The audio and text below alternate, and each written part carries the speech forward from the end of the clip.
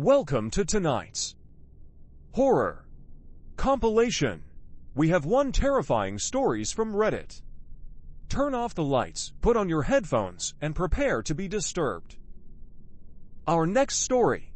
My father had one rule: we were forbidden from acknowledging my mother. I broke it, and now I understand why. I need to start from the beginning. I need to try and make sense of it, for my own sake. For as long as I can remember, my life has been governed by one unbreakable rule. It was never spoken aloud, never written down, never explained. It was a rule learned through punishing silence, through the sharp, warning glances of my father, through a pressure in the atmosphere, so thick you could feel it on your skin. The rule was simple: we do not acknowledge her. She was my mother. She lived in the house with us. She was as solid and real as the dining table we sat at every night, or the stairs I climbed to my bedroom. But to my father, and by extension to me, she was a ghost we had agreed not to see. Every morning, she would be in the kitchen when I came down for breakfast. She'd be at the stove, a floral apron tied around her waist, and she would turn and smile at me. It was always a sad smile, one that never quite reached her eyes. "Good morning, sweetheart," she would say, her voice soft, like rustling leaves. And every morning, I would look right through her, my gaze fixed on the coffee pot on the counter behind her. I'd grab a bowl from the cupboard, pour my own cereal, and sit at the table. My father would already be there, hidden behind his newspaper, a silent monolith. She would sigh, a tiny, deflated sound, and place a third plate on the table between us, a plate of scrambled eggs or pancakes, always cooked perfectly, always destined to grow cold. We would eat our breakfast in silence, the only sounds the scrape of spoons against ceramic and the rustle of my father's paper. The third plate sat there, a testament to our collective delusion, a steaming, fragrant accusation. She would sit in her chair, her hands clasped in her lap, watching us eat, a hopeful, desperate look on her face. Sometimes she would try to start a conversation. "It looks like it might rain today," she'd offer, her voice wavering slightly. "You should take an umbrella to school." My father would just turn a page, the crinkle of the newsprint sharp and dismissive in the quiet room. I would take a large, noisy bite of my cereal, focusing on the crunch, on anything ... But the sound of her voice? After a while, she would just fall silent, the hope draining from her face, leaving behind that familiar, deep-seated sadness. Dinner was the same. She'd cook a full meal, something that smelled incredible, filling the house with the scent of roasted chicken or baking bread. She'd set 3 places at the table, complete with napkins and silverware. My father and I would sit, and she would serve us, placing food on our plates, her movements graceful and practiced. Then she would sit down, fill her own plate, and try to engage. "U.S. How was your day at work?" she would ask my father. He would grunt, his attention fixed on cutting his meat into precise, geometric shapes. "And school? Did you have that big test today?" she would ask me. I would mumble something non-committal, my eyes glued to my plate, shoveling food into my mouth to avoid having to speak. The charade was suffocating. It was a constant, exhausting performance. Every single day was a rehearsal and a live show of pretending this woman, my own mother, did not exist. I grew up in a house with 3 people. But I was raised in a world that only acknowledged 2. For years, I just accepted it. Kids accept the most bizarre circumstances as normal because it's all they've ever known. The sun rises, the sky is blue, and we don't talk to mom. It was just a fact of life. I learned to tune her out, to blur her form at the edges of my vision. She became a piece of the background, like a painting on the wall you no longer notice. But as I got older, moving into my late teens, and then my early 20s, the acceptance began to curdle into something else. First it was confusion, then a deep, knowing guilt. I started to really look at her. I saw the fine lines of sorrow etched around her eyes. I saw the way her shoulders slumped when we ignored her, the way she would sometimes touch the back of my father's chair as she passed, a longing for contact that was never returned. I saw a woman who was profoundly, devastatingly lonely, trapped in her own home. My perception of my father shifted, too. The silent, stoic man I had once seen as a protector started to look like a tyrant. His rule was strange, cruel. It was a calculated, daily act of emotional violence. What had she done to deserve this? Had she had an affair? Had she done something unforgivable that I was too young to remember? Whatever it was, this punishment seemed monstrously out of proportion. It was a cold, quiet form of torture, and he had made me his accomplice. The resentment built slowly, a pressure behind my ribs. I started having trouble sleeping. I'd lie in bed and hear the faint sounds of her weeping from their bedroom. It was a soft, muffled sound, the kind of crying you do when you're trying not to wake anyone, and it broke my heart. How could my father lie beside her every night, hear that, and do nothing? What kind of man was he? I began to see his actions as a grotesque form of misogyny, an exertion of absolute control. He had erased her. He had stripped her of her voice, her presence, her very existence within the family she had built. And I had helped him. Every silent breakfast, every ignored question, I was tightening the screws. The breaking point came. Last Tuesday. It was a miserable, rainy day, the kind that makes the whole world feel gray and damp. I was in the living room, trying to read, ... But the words just swam on the page. She came in and stood by the window, watching the rain streak down the glass. She wasn't trying to talk to me. She was just standing there, looking out at the world she was a part of ... But couldn't seem to touch. She started humming. A simple, sad little lullaby. It was a melody that felt vaguely familiar, like a half-remembered dream. I felt a lump form in my throat. I watched her reflection in the dark window pane, a translucent figure against the storm-tossed trees outside. Her shoulders were shaking almost imperceptibly. She was crying again, silently. Something inside me snapped. Years of pent-up guilt, of quiet rebellion, of love for this woman I wasn't allowed to know. All of it came rushing to the surface. It was wrong. This whole thing, this whole life, was fundamentally, grotesquely wrong. I couldn't be a part of it anymore. I waited. I waited until I heard my father's car pull out of the driveway for his weekly trip to the hardware store. It was a ritual for him, every Tuesday evening, a couple of hours to himself. The house fell into a new kind of silence, one that wasn't enforced, but was simply empty. Except, it wasn't empty. She was still there. I found her in the kitchen, washing the dinner dishes, her back to me. My heart was hammering against my ribs so hard I felt like she must be able to hear it. My mouth was dry. It felt like I was about to break a law of physics, like the universe itself might fracture if I spoke. I took a deep breath. Mom. The word felt alien in my mouth, heavy and clumsy. She froze. Her hands, submerged in the soapy water, went completely still. The silence that followed was more profound than any I had ever experienced in that house. It stretched for what felt like an eternity. Slowly, she turned around. Her face was a mask of disbelief. Her eyes, wide and glistening with tears, were locked on mine. She looked at me as if she were seeing a miracle. Her lips parted, ... But no sound came out. She just stared, her expression shifting from shock to a dawning, radiant joy that was so pure it was painful to watch. You can see me, she whispered, her voice choked with emotion. A single tear traced a path down her cheek. Oh, my sweet boy, you can finally see me. Her words confused me. They landed strangely, not quite fitting the situation. I took a step closer. What are you talking about? I said, my own voice unsteady. I've always seen you. I see you every day. Her brow furrowed in confusion. But the smile didn't leave her face. It was as if she couldn't bear to let it go. But you never looked at me. You never spoke. Dad, I said, the word tasting like poison. It was him. He told me not to. It was his rule. I was a kid. I was scared. I didn't know what to do. But I'm not a kid anymore. And it's wrong.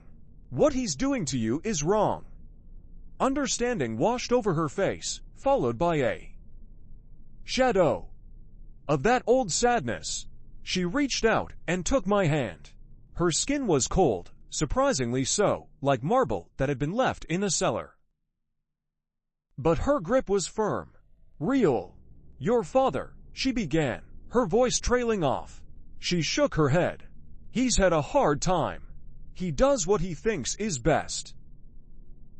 But it's okay now. It's okay. This can be our secret, can't it? Just between us.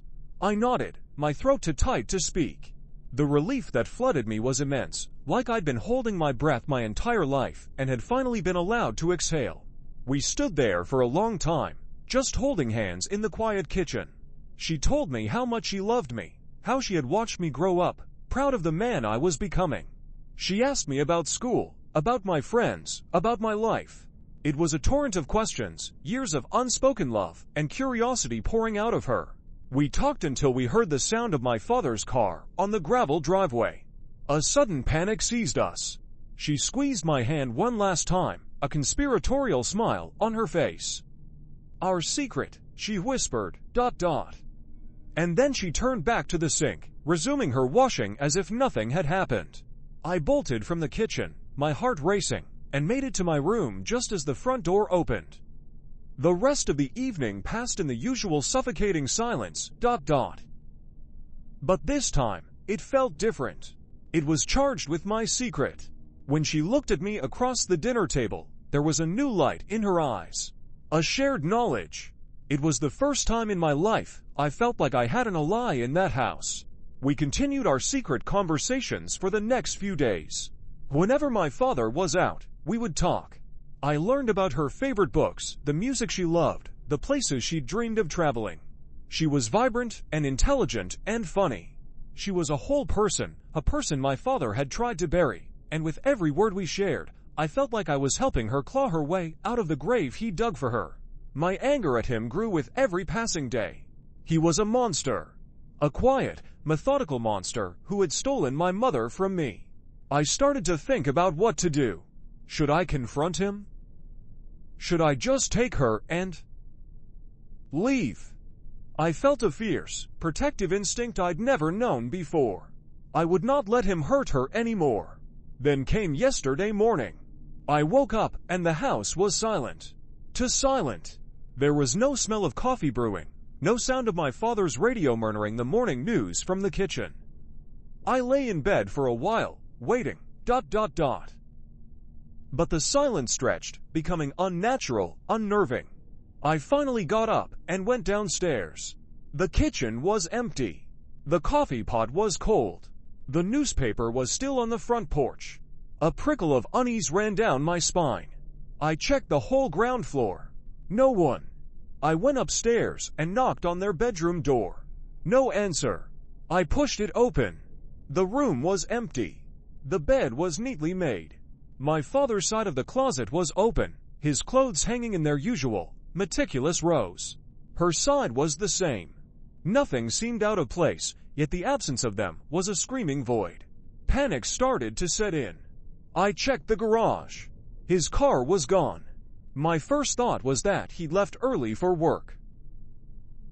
But he never did that without telling me. And where was she?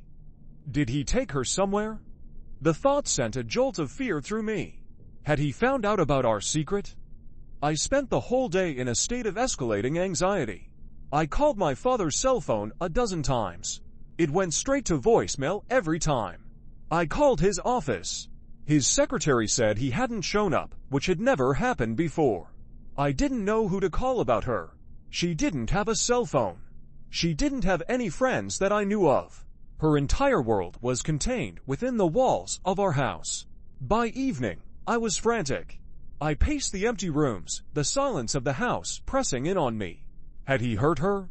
Had he taken her away to punish her, to punish me? The darkest possibilities began to spiral in my mind.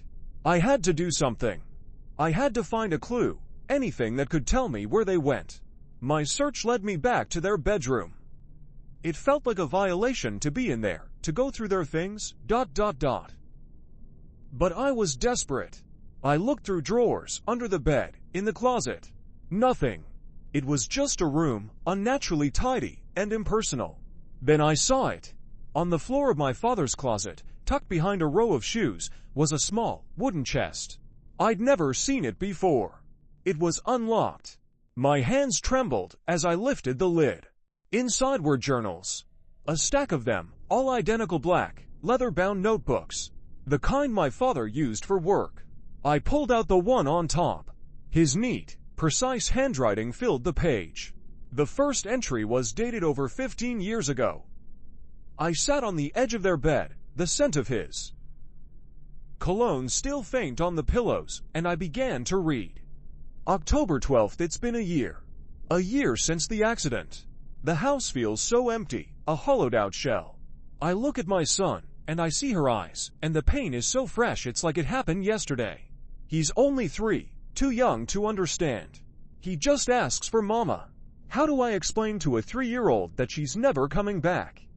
The police report called it a freak accident. A downed power line in the storm.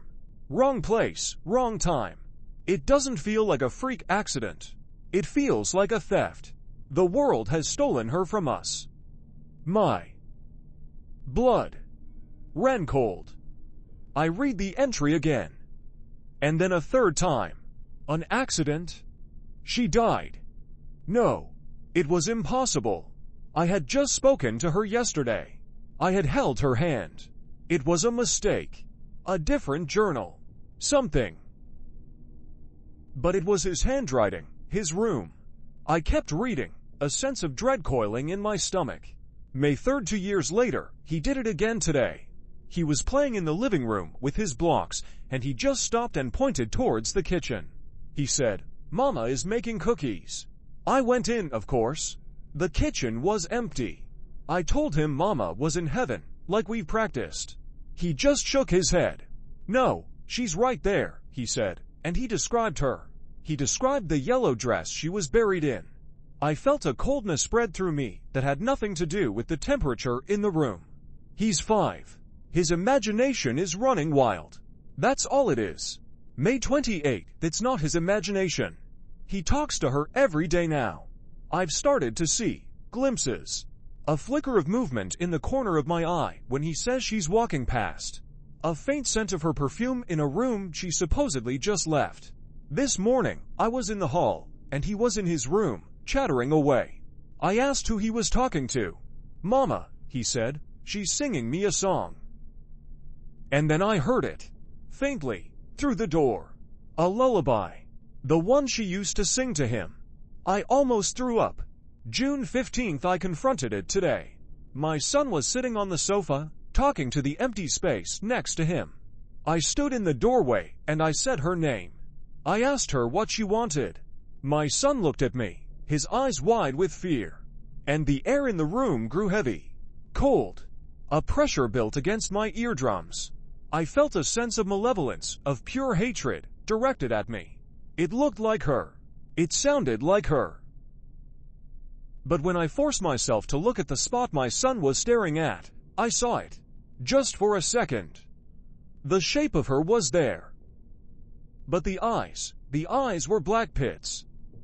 Empty and ancient and wrong. This thing is not my wife. My wife is gone. This is something else, a parasite wearing her memory.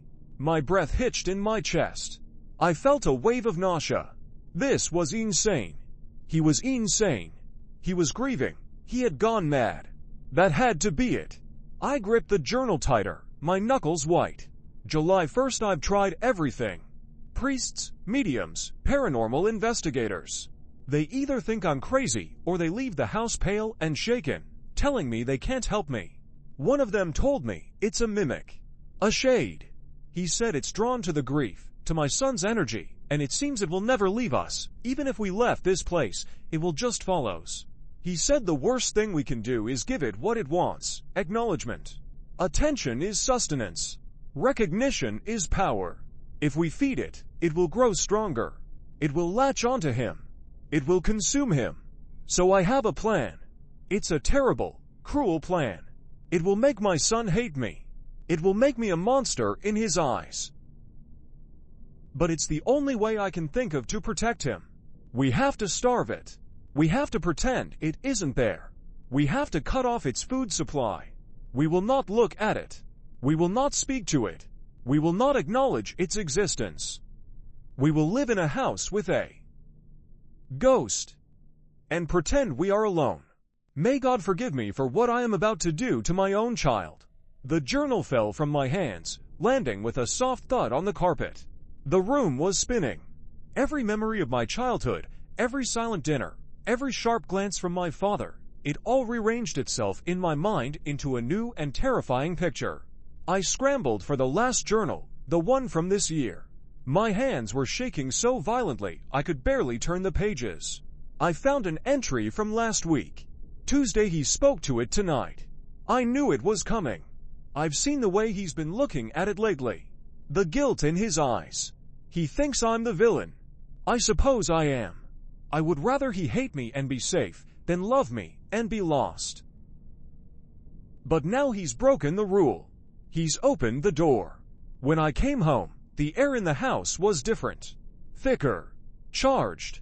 And it looked stronger. More solid. The sadness in its eyes has been replaced by something else.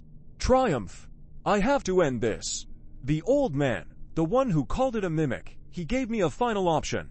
A last resort. He said if it ever got a true foothold, if it ever fed enough to become fully anchored here, there was a ritual. A way to bind it. But it requires a sacrifice. A trade. An anchor for. An anchor. He told me it would probably kill me. But what life have I been living anyway? A jailer in my own home. Hated by my own son. If this is the price to set him free, I will pay it. He's talking to it again. I can hear them whispering in the kitchen. I love you, my son. I hope one day you'll understand. I hope you'll forgive me. That was the last entry. So his disappearance and the car being gone.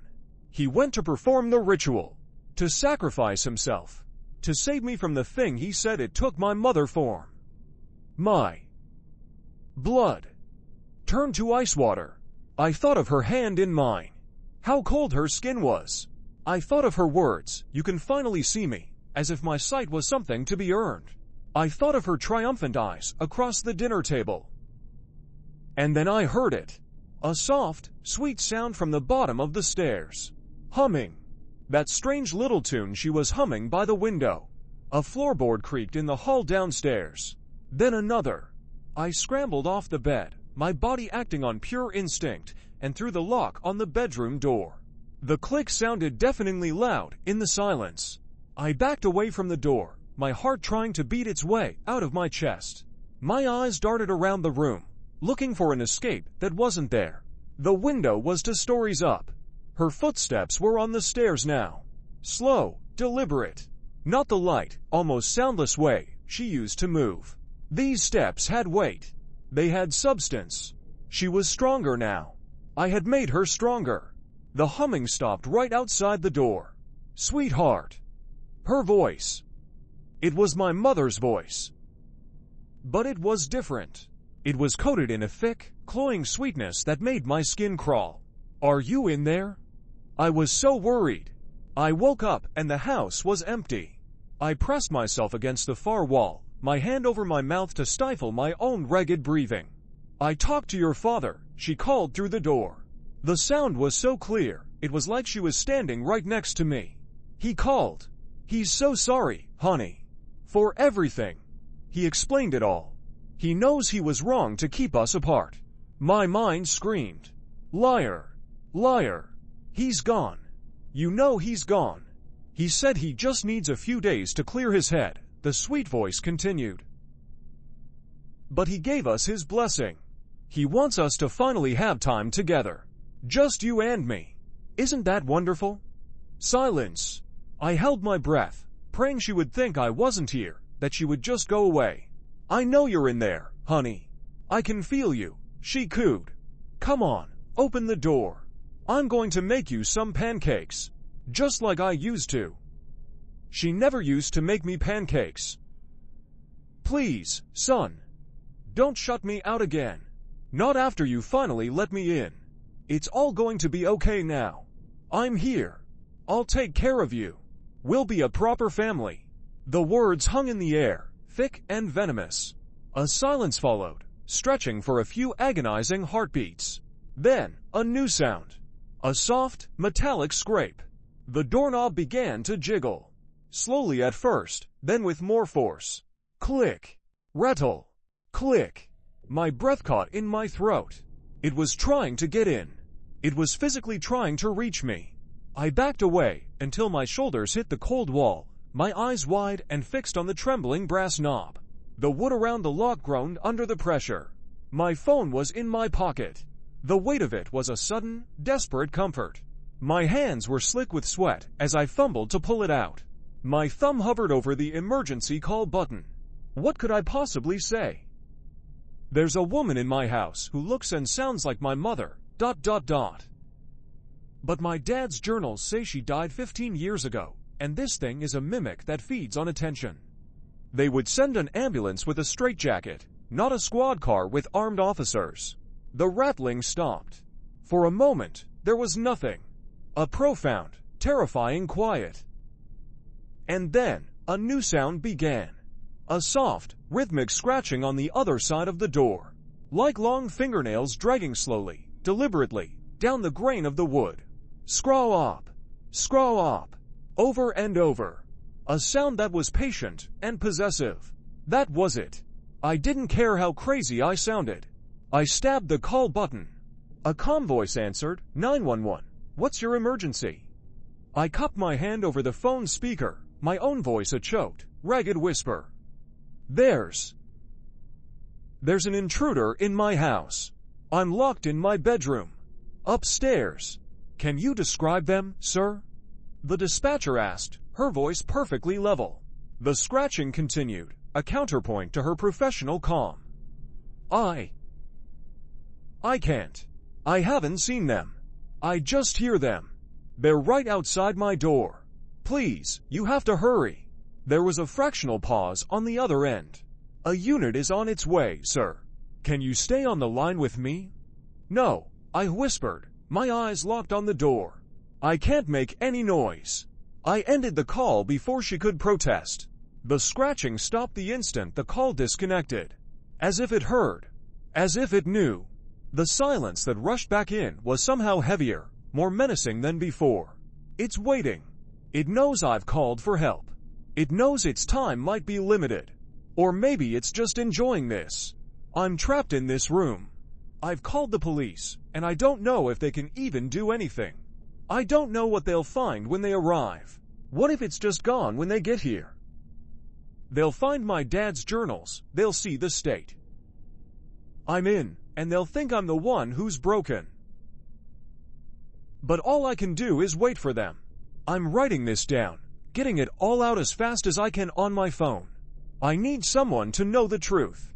I need you to know what really happened, in case they don't believe me. In case something bad happens to me before they get here. That concludes tonight's horror compilation. If you made it this far, leave a comment telling me which story disturbed you the most. Subscribe and hit the bell for more ... Nightmare. Fuel. Sleep tight. If you can.